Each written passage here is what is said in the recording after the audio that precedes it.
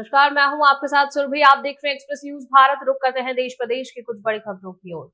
करेली से एक चौंकाने वाला मामला सामने आ रहा है, जहां शराब तस्करों ने फिल्मी स्टाइल में आइसर ट्रक के बंकर बनाकर और ऊपर मिठाई के डिब्बों की आड़ में भारी मात्रा में अवैध अंग्रेजी शराब छिपा रखी थी। पुलिस ने दरमियानी रात कार्रवाई करते हुए ट्रक को जब्त कर 2 आरोपियों को हिरासत में ले लिया है।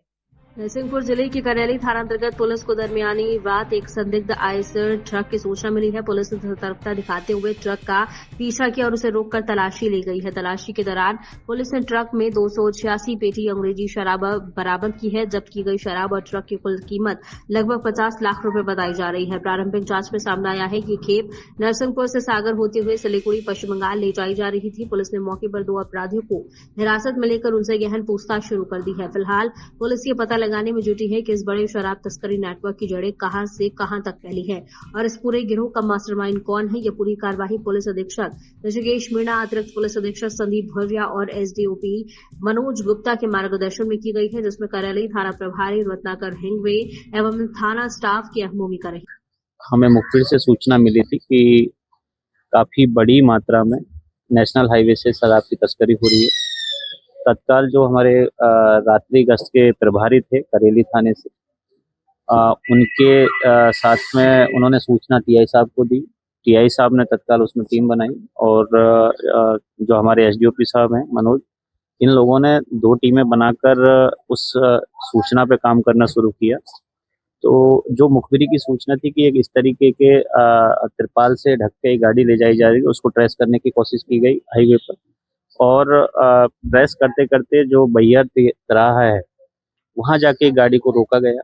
उस गाड़ी में जब देखा तो जो मिठाइयों के डिब्बे होते हैं छोटे छोटे, वो उनसे भरी हुई गाड़ी थी। उसको जब और ज्यादा डीप डाउन उसको खाली किया गया तो उन डिब्बों के बीच में एक आइसर गाड़ी जो रोकी थी, उसके बीच में एक बंकर बनाया हुआ है लोहे की चादरों का, और उस चादर में इंपीरियल ब्लू के लगभग 286 पेटियां उसमें भरी हुई थी और जिसमें अगर पूरा उसका जो बल्क लीटर माने तो लगभग 2600 बल्क लीटर के आसपास शराब नरसिंहपुर पुलिस ने और स्पेशली करेली थाने की पुलिस ने एसडीओपी साहब के नेतृत्व में एक अच्छी कार्रवाई की है और ये इतनी बड़ी मात्रा में शराब पकड़ी है। सर, कितने कीमत की ये शराब अभी बताई जा रही है और क्या पुष्पा फिल्म की तर्ज पर ये कहाँ कहाँ राज्यों में ये था नेटवर्क? देखिए, जिस सातिर तरीके से इस पूरी शराब को स्मगल किया जा रहा था कि एक आइसर गाड़ी में बीचों बीच बंकर बना के चारों तरफ से उसको मिठाइयों को डब्बे से ढका जा रहा था, ऐसा लगता है कि बहुत ही ऑर्गेनाइज्ड वे में कोई सिंडिकेट काम कर रहा है। और इसकी कीमत जो अभी मार्केट की वैल्यू है लगभग 35 लाख रुपए के आसपास की ये पूरी जो शराब है वो है और 15 लाख रुपए की गाड़ी है। तो इस तरीके से लगभग 50 लाख रुपए का मसरूका आज की कार्रवाई में इसमें पकड़ा गया है। और प्रारंभिक पूछताछ में जो 2 लोग हमने आरोपी इसमें जो पकड़े हैं, सतीश नांदेड़ और मनोज यादव, ये इन्होंने बताया है कि ये सिलीगुड़ी ये शराब जा रही थी लेकिन ये अभी इन्वेस्टिगेशन का विषय है कि वास्तव में जो वो कह रहे हैं वो सही कह रहे हैं या फिर इसमें कोई और भी तथ्य हैं, क्योंकि इसी प्रारंभिक विवेचना के दौरान ये तथ्य भी सामने आया है कि जो इसमें गाड़ी का नंबर जो नंबर प्लेट लगी हुई है और इस गाड़ी का जो चेसिस नंबर है उन दोनों में मैच नहीं हो रहा है। तो अभी हमारा ये भी इन्वेस्टिगेशन का पॉइंट रहेगा कि ये गाड़ी वास्तव में ये नंबर, इसका ओरिजिनल नंबर क्या है, चेसिस नंबर को इसमें अगर टेम्पर किया गया है तो किस उद्देश्य से किया गया है और उसका असली मालिक कौन है, शराब कहाँ से आ रही थी और वास्तव में ये कहाँ जा रही थी। लेकिन अभी प्रारंभिक पूछताछ में यह है कि गाड़ी जो महाराष्ट्र पास आउट है वो नंबर संभवतः गलत है। बारात में हथियार लहराने के बाद युवक पर जानलेवा हमला हुआ है। 2 हिरासत में हैं और भगवानपुर थाना क्षेत्र की घटना प्रकाश में आ रही है, जहां आरोपी फरार है, जिसका वीडियो सोशल मीडिया पर जमकर वायरल हो रहा है। भगवानपुर थाना क्षेत्र में बारात के दौरान हथियार लहराने और मारपीट की घटना से इलाके में दहशत का माहौल है। प्राप्त जानकारी की माने तो चौरौली निवासी यशवंत कुमार उर्फ गोलू कुमार बारात देखने पहुंचे थे, जहां बड़का गांव में भीम कुमार से उनकी कहासुनी हो गई। ग्रामीणों द्वारा बीच बचाव किए जाने के बावजूद विवाद बढ़ गया। घायल भीम कुमार के अनुसार वो चौरौली बाजार की दुकान खोलने के लिए घर जा रहा था। इसी दौरान यशवंत कुमार कथित रूप से कमर में पिस्टल और हाथ में चाकू लेकर अपने कुछ साथियों के साथ पहुंचे और उन पर हमला कर दिया। हमले में भीम कुमार के सिर पर गंभीर चोटें आई हैं। मौके पर मौजूद ग्रामीणों ने उन्हें तत्काल भगवानपुर सामुदायिक स्वास्थ्य केंद्र पहुंचा दिया, जहां उनका इलाज चल रहा है। घटना की सूचना मिलते ही भगवानपुर थाना प्रभारी पुलिस बल के साथ मौके पर पहुंचे। पुलिस ने 2 संदिग्धों को हिरासत में लेकर पूछताछ शुरू कर दी है, जबकि मुख्य आरोपी यशवंत कुमार फरार बताया जा रहा है। सोशल मीडिया पर एक वीडियो वायरल हो रहा है, जिसमें एक युवक ऑर्केस्ट्रा कार्यक्रम के दौरान पिस्टल लहराता दिखाई दे रहा है। हालांकि पुलिस ने वीडियो की आधिकारिक पुष्टि नहीं की है, लेकिन इसे घटना से जोड़कर देखा जरूर जा रहा है। पुलिस ने मामले की जांच तेज कर दी है और आरोपी की गिरफ्तारी के लिए छापेमारी की जा रही है। घटना के बाद स्थानीय लोगों में आक्रोश है और वहीं कानून व्यवस्था को लेकर चिंता भी। राजस्थान की भाजपा की डबल इंजन सरकार में राज्य के वित्त मंत्री एवं उप मुख्यमंत्री महोदय दिया कुमारी के द्वारा राज्य का बजट घोषित किया गया, जिसके अंतर्गत हमारे झालावाड़ जिले की डग विधानसभा क्षेत्र में चौमला की छोटी कालीसिंध नदी पर 1622 करोड़ की लागत का बांध स्वीकृत किया गया है। झालावाड़ जिले के डग विधानसभा क्षेत्र में चौमला की छोटी कालीसिंध नदी पर 1622 करोड़ की लागत का बांध स्वीकृत किया गया था। कोटा नागदा रेल खंड के बीच चौमला स्टेशन के ओवरब्रिज पर 41 करोड़ 91 लाख की लागत से स्वीकृत होने पर क्षेत्र के लोगों में खुशी की लहर फैल गई है। भाजपा कार्यकर्ता अपने आप को गौरवान्वित समझ रहे थे। हम भाजपा के सिपाही हैं और सरकार में जो मोदी जी के द्वारा कहा जाता है वो करके भी दिखाया जाता है। भाजपा मंडल चौमला और उन्हीं नागेश्वर मंडल दोनों के कार्यकर्ता द्वारा संयुक्त रूप से पटाखे जलाकर एक दूसरे के मुंह मीठा करवाए और ढोल की थाप पर भाजपा प्रधानमंत्री नरेंद्र मोदी, मुख्यमंत्री भजनलाल शर्मा, पूर्व मुख्यमंत्री वसुंधरा राजे एवं सांसद दुष्यंत सिंह सहित विधायक कालूराम मेघवाल आदि के जिंदाबाद के नारे लगाए गए हैं। चौमहला मंडल अध्यक्ष अशोक कुमार गायरी ने वर्तमान मुख्यमंत्री भजनलाल शर्मा, पूर्व मुख्यमंत्री वसुंधरा राजे सिंधिया एवं सांसद दुष्यंत सिंह सहित विधायक कालूराम मेघवाल का क्षेत्रवासियों की ओर से धन्यवाद ज्ञापित किया। बांका में विकसित भारत मिशन के तहत ग्रामीण रोजगार को लेकर एक महत्वपूर्ण मीडिया संवाद कार्यक्रम आयोजित किया गया है। उपेंद्र सिंह उप विकास आयुक्त बांका की अध्यक्षता में आयोजित इस कार्यक्रम में विकसित भारत रोजगार और आजीविका मिशन की गारंटी अधिनियम 2025 की मुख्य विशेषताओं की जानकारी दी गई है। अधिकारियों की माने तो ग्रामीण परिवारों के इच्छुक वयस्क सदस्यों को वर्ष में 125 दिनों की रोजगार की वैधानिक गारंटी दी जाएगी। समय पर मजदूरी भुगतान विलंब होने पर मुआवजा तथा रोजगार नहीं मिलने की स्थिति में बेरोजगारी भत्ता का प्रावधान भी किया गया है। ग्रामीण अवसंरचना, जल सुरक्षा, आजीविका संवर्धन और जलवायु आपदा निवारण से जुड़े कार्यों को प्राथमिकता दी जाएगी।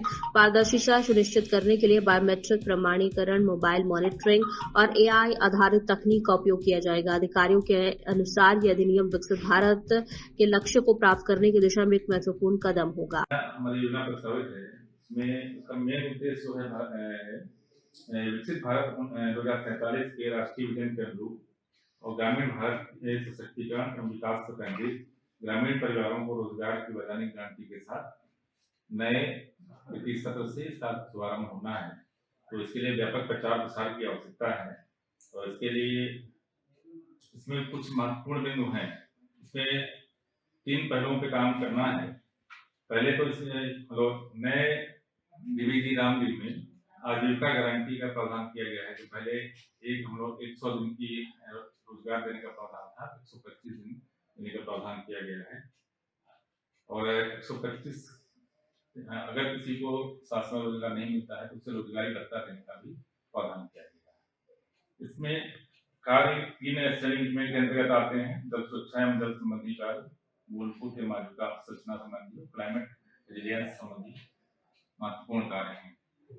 इस अधिनियम की जो विशेषताएं हैं, प्रमुख विशेषताएं अगर देखते हैं तो वही कि 125 दिनों का जो रोजगार देना है और मुख्य फोकस जो है सरकार में जल सुरक्षा, मुख्य ग्रामीण इंफ्रास्ट्रक्चर, आजीविका संबंधित इंफ्रास्ट्रक्चर और मौसम घटनाओं से निपटने हेतु कार्य किए जाने हैं।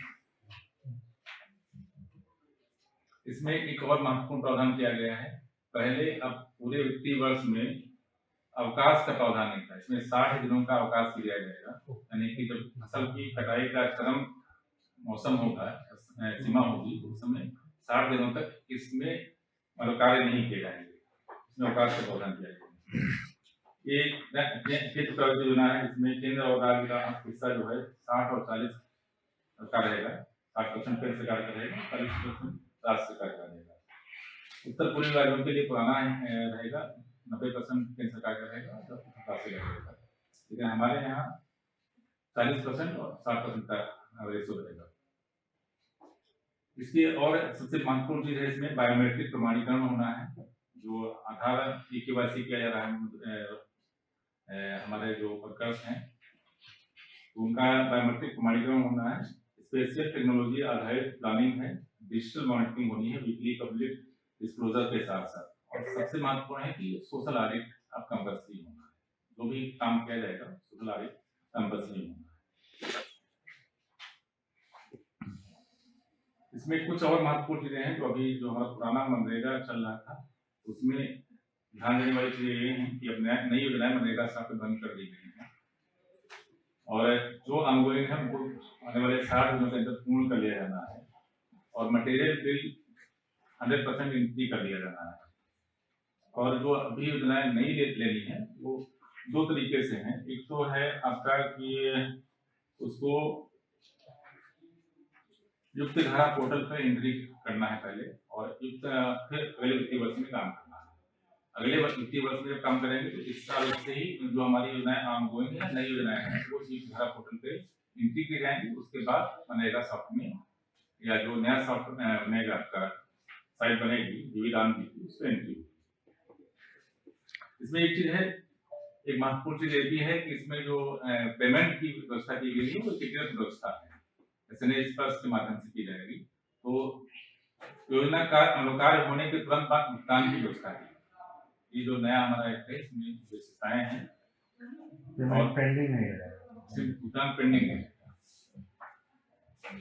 बाकी जो कार्य की श्रेणी है वो मुख्य जो हमारे मनरेगा अधिनियम में थी उसी प्रकार के हैं। सबसे महत्वपूर्ण है जल की सुरक्षा के लिए जल संचय वगैरह के सारे कार्य इस श्रेणी में आते हैं।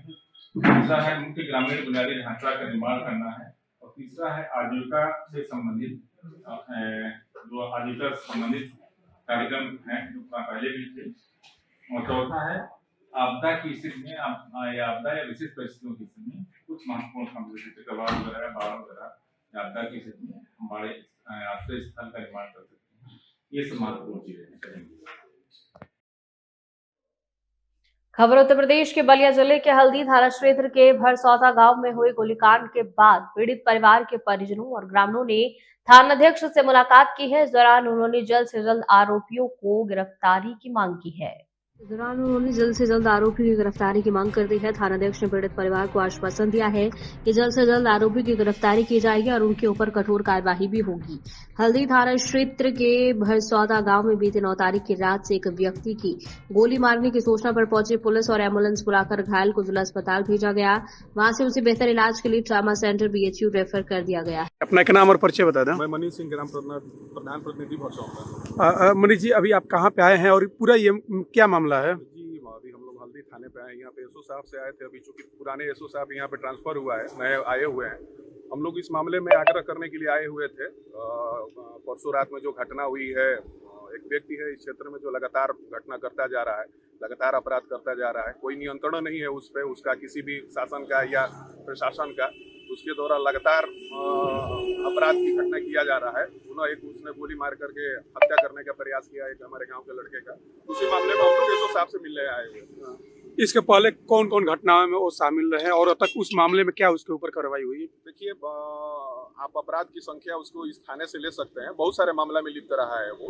इसके पहले 307 उस पर लगा था। कारण नहीं समझ में आया कि 307 उसके ऊपर से कैसे हटा लिया गया। बादीपुर में घर पे जाकर के चढ़ करके दरवाजे पे गोली चलाया था वो। उस मामले में उसका नाम भी आया था, मुख्य आरोपी था। 307 धारा हटा ली गई उस पर। उसके बाद भी तमाम सारे मामलों में लिप्त रहता है वो, चाहे शराब तस्करी हो, चाहे अन्य कई मामले हो, बहुत सारे मामलों में लिप्त रहा है। कार्रवाई इनसे उम्मीद है कि बेहतर कार्रवाई करेंगे। अब ये नए आए हैं तो अभी कुछ इनके बारे में कुछ कहा नहीं जा सकता है, लेकिन जितनी चर्चाएं हमने सुनी है ये अच्छा काम करेंगे। इन्होंने आश्वासन दिया है कि मैं किसी भी कीमत पे इसको छोड़ूंगा नहीं। जी, अपना एक नाम और परिचय बताएं। मेरा नाम अभिषेक सिंह है, मैं बरसौता का रहने वाला हूँ। अभी आप कहाँ पे आए हैं और क्या मामला है पूरा? मैं यहाँ पे हल्दी थाने में आया था और 9 तारीख को रात में मेरे एक भतीजा है, वो आया था यहाँ शादी में। उसी समय 3-4 बदमाश आए और उसको गोली मार दिया। उसी के संज्ञान में उसी के संबंध में मैंने हल्दी थाने में आया था कि प्रशासन इस केस में क्या कर रही है आगे। तो कैसे ये घटना हुई, कौन लोग किए इस घटना को अंजाम? ये घटना हल्दी पश्चिम टोला के एक आशीष सिंह नाम का लड़का है वो, और उसके साथ 3-4 और लड़के थे, उन लोगों ने किया है। बताया जा रहा है कुछ आपसी विवाद था जिसकी वजह से। ऐसा कुछ नहीं है। ऐसा कुछ अगर रहता तो उस पर पहले से कोई एफआईआर दर्ज हुई होती। जिसको गोली लगी उसके पे कोई एफआईआर दर्ज है ही नहीं। अभी क्या कंडीशन है जिसको गोली लगी है? वो अभी वहाँ पे ट्रामा सेंटर में एडमिट है और जीवन और मौत से जूझ रहा है वो। तो अभी आप लोग थाने पे आए हैं, तो क्या मांग है आप लोगों की? हमारी मांग है कि इसमें जितना जल्दी से जल्दी कार्रवाई हो और जो न्याय प्रिय हो वो घटना है उसके उस तरह का न्याय हो जो सही हो। कितने लोग इसमें आरोपी बनाए गए हैं? हमारे तरफ से 4 लोगों का आरोपी बनाया गया, उसमें से 2-4 लोग और थे। मतलब 7-8 की संख्या थी, लेकिन हम 4 लोगों को बना दी। किसी की गिरफ्तारी अभी तक? अभी तक दो लोगों की गिरफ्तारी उसमें से हुई है। मुख्य आरोपी कौन है इसमें? उसमें आशीष सिंह है, उसकी गिरफ्तारी अभी तक हुई नहीं है।